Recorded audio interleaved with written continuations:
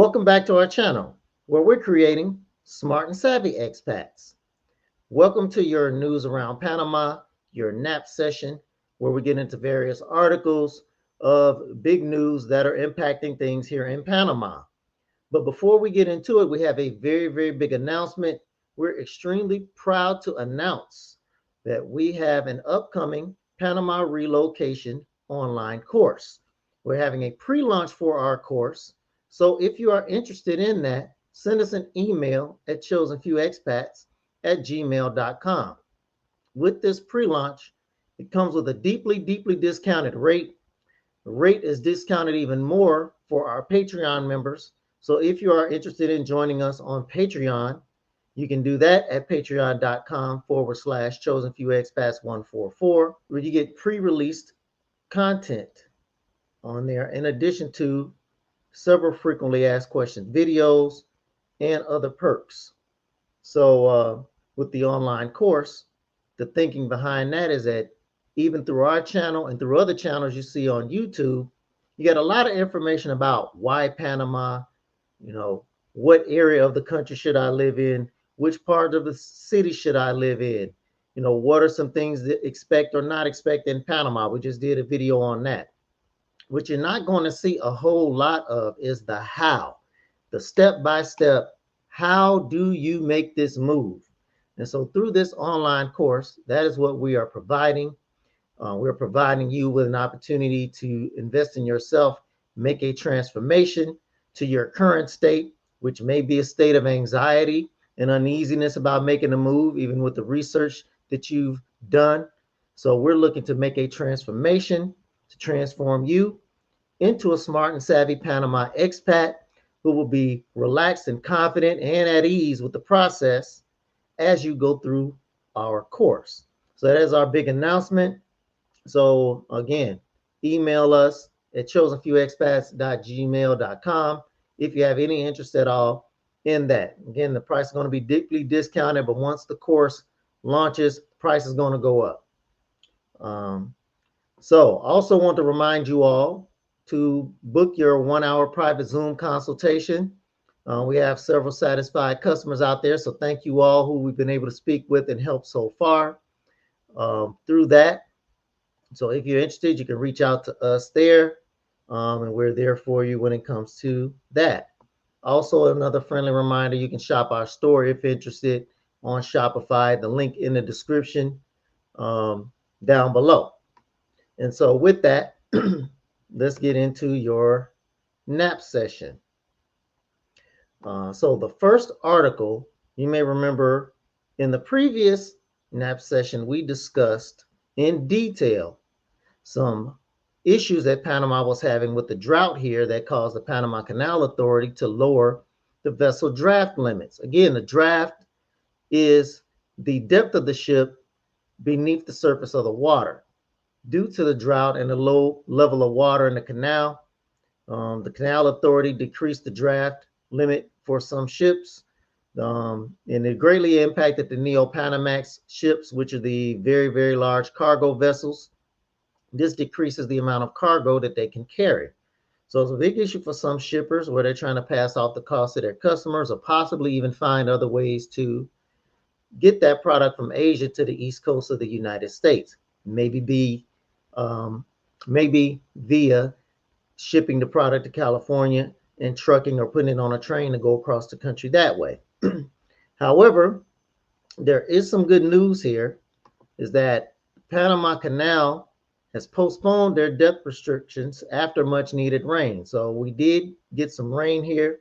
See if I can find this article to share this one with you all. So we did get some much needed rain. We did note in that previous nap session that there were some droughts in 2016 and also in 2019. So there you see the article. Panama Canal postpones depth restrictions after much needed rain. So what they did, this does not mean that the restrictions go completely away. This means that the additional restrictions that were scheduled to go into effect June 25th and July the 9th are not going to be carried out. So the restrictions on these ships are still in place. They just did not make the restrictions worse. So right now, Neo-Panamax ships, they have a depth limit of 44 feet. This is typically around 50 feet. So it looks like rainy season is here now. It's been raining. So it looks like the conditions are improving. So we'll have to still continue to keep an eye on this. But it looks like things are trending in the right direction. So there's that article. Next article, sticking with the good news here, because y'all know it's always some bad news coming. So we're going to hit the good news first. Sticking with the good news, Panama tourism rebounded in the first quarter of 2023. So let's take a look at that article. Here we go. So this article here, Panama tourism rebounds in first quarter. So I'll just read a little bit of it here. Figures from the Panama Tourism Authority indicate between January and March of this year, entry of just under 787,000 visitors was reported, a figure that represents an increase of 84% compared to the 2022 data, a difference of 360,000 additional people. Now, here's the part I want you all to pay close attention to. Much of the 84% increase in the flow of visitors reported in the first 3 months of the year was the product of a greater arrival of cruise passengers to the country, with a total of 188,114 travelers. So the cruise ships made a great contribution to this increase in tourism. It goes on to get into some other numbers that talk about, the number of travelers that stay more than 24 hours and some other data points here. But those are the biggest things that I wanted to point out. Also, this says that spending by these visitors reached 1.48 billion, which is 32% increase compared to 2022. So this is another sign of Panama's strong post-COVID recovery. That is due to the great plan that they had for the cruise industry. Because one thing they did do that we pointed out to you all in a video a few years ago is that Panama started construction on a new cruise port at Fuerte Amador. See if I can find that article for you all here. So the cruise port construction is still ongoing. Let's see. Here's the article. So, new cruise terminal at the Causeway. This is the Amador Causeway, which is a narrow strip of land that was formed actually from the rocks that they dug out of the Panama Canal, which connects several small islands together. So it's a beautiful stretch of road, got palm trees on either side, big wide sidewalks and trails for riding your bike. A lot of restaurants out there, marinas, with a great view of downtown. This cruise port, the contract was for $165.7 million. Construction was started in 2017. You all may remember that we pointed out in a previous video that I mentioned. One thing that Panama did do for that, or as part of that, is that they had a law where they were reducing or eliminating the Panama Canal fee for cruise lines that decided to make Panama their home port. So as part of that, Norwegian jumped on that and decided to make Panama their home port. So let me get that article for you all here. And so the thinking behind this with Panama is that you had all of these cruise ships that were coming through the Panama Canal. There is a cruise port in Cologne But most of these passengers were not stopping in Panama City. They were just cruising through on the canal. They could see the skyline, but they didn't really have an opportunity to disembark, get off the ship. So it's about 600,000 passengers that they were missing out on. So what Panama decided to do here is they decided to implement a program, this cruise port, home port program, where they would discount for the first year, they had 2021, ships that come through the canal pay zero. They don't pay anything. Then for the second year, they may well, they do pay, but then the government refunds that 100%. And then the second year, the government maybe refunds 80% of it, and then maybe it drops to 60% the following year, 80% the following year. So it provides some relief for these cruise companies that are coming through the canal to prevent them from paying the full canal toll, or at least to get most of it reimbursed. So Norwegian at the time took advantage of this.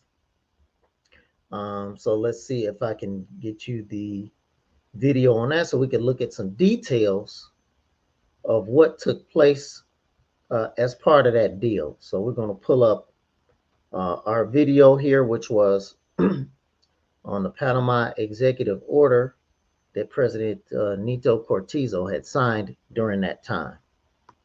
So, basically what the government here is just took a resource that they have, which is the Panama Canal, which we all talk about in great detail and we all know a lot about, but they've taken that resource and more or less doubled down on it and figured out ways to make even more money off of it that were probably never even intended by doing this.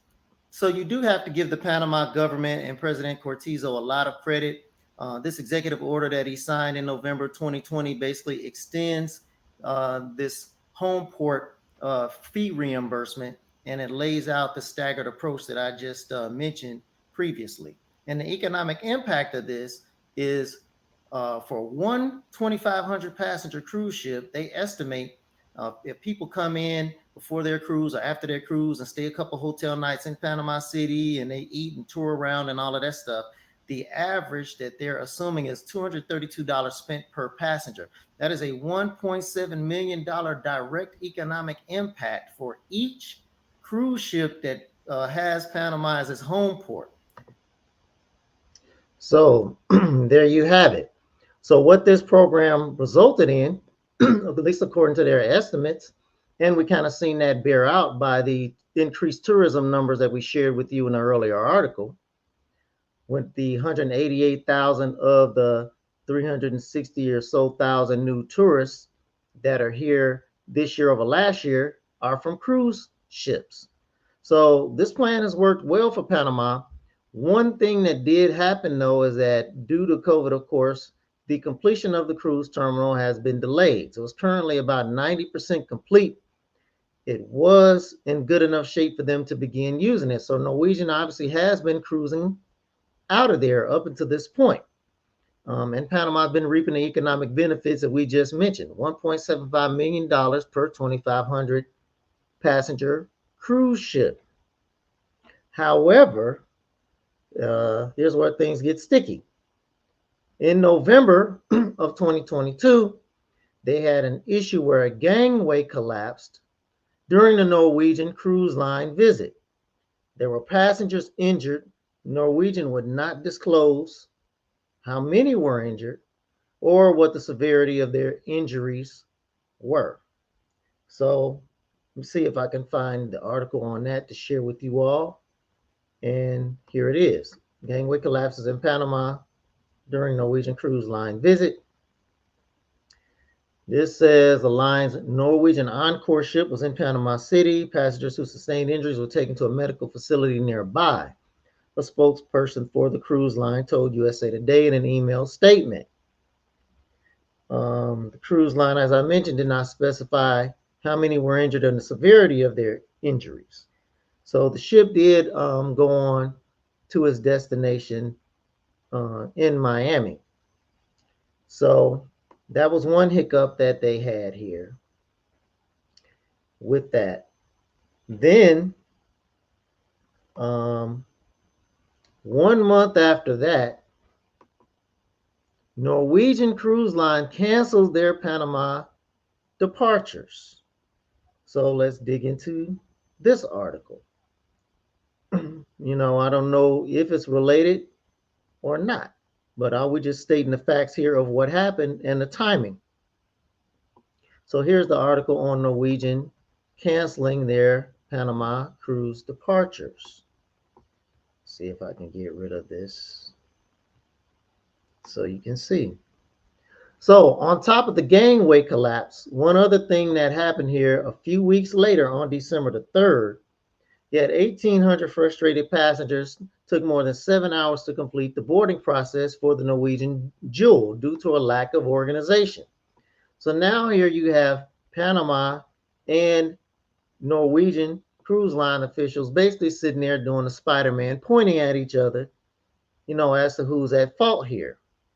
So as a result, it looks like Norwegian Cruise Line canceled its home port operation in Panama for the years 2024 and 2025, departing both from the Amador Causeway in Panama City and Cologne terminals. Now, this is a big, big blow to us personally because these are cruises that we were looking to try to take. They had some great, great itineraries that were going out of Panama City to places like Limon, Costa Rica, Cartagena, Aruba, a bunch of the islands in the Caribbean.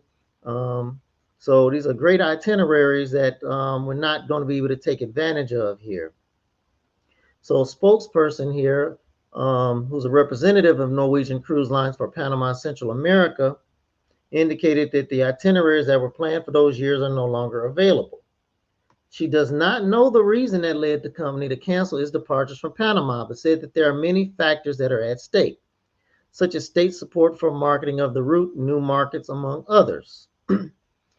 Cohen, however, described the season carried out by the shipping company as successful, leaving Amador and Cologne terminals at the end of 22 until March 2023.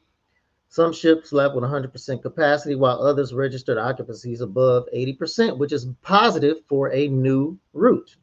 A lot of these were new routes, and they were still pretty much packed with passengers. Again, that's borne out in the article that we looked at earlier regarding the increase in Panama's tourism. So there was some frustration here from the passengers, where it took them over 7 hours to board the ship, complete the boarding process. That is a lot of time. So you have that was followed or that was preceded a few weeks by the gangway collapse. So then you now have 2 weeks after this occurs, after Norwegian has already announced that they're pulling out. The vice president of Norwegian visited Panama. So let me get that article on that. He actually went to the cruise terminal. See if I can find the article here on that. So, and here it is. Vice Presidente de Norwegian Cruise Line visit Panama. See if I can refresh this to get it in English for you all. And there it is. So this indicates that 90% of the work has been done. Projections that is going to be 100% between the months of November and December. So reading a little bit more into this article. The contractor indicated that passenger-related facilities will be completed by October of this year. That will give them a possibility to be able to receive more passengers.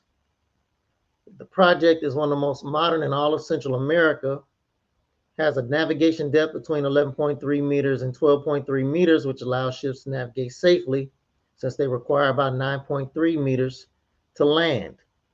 The Norwegian Cruise Vice President of Services expressed his great satisfaction at the good progress recorded by the work and reaffirmed his support for Panama by indicating they are interested in bringing larger cruise ships with a capacity of more than 4,000 passengers once the contractor is completed with accommodations related to passengers.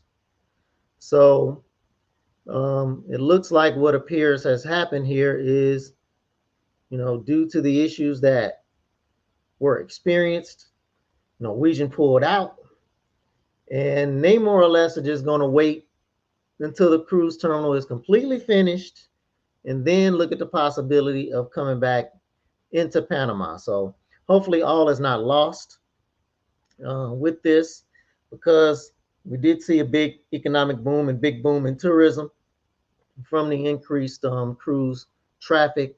So hopefully, this is bad news, but hopefully it's not dead in the water. I think the vice president coming down here even a few weeks after they announced that they pulled out, and then making a statement such as that, the one I just read, is a good sign for the future that things can pick back up. So, like I said, we had good news, we had bad news, but that is pretty much the news around Panama, your nap session. So we want to thank you all. Please do like, subscribe, and comment down below. Again, a reminder, if you're interested in our Panama relocation online course, send us an email at chosenfewexpats@gmail.com, as well as booking your Zoom consultation, 1-hour Zoom consultation. You can reach us the same email and join our Patreon if interested in pre-release content there. So thank you all, and we will catch you all on the next one.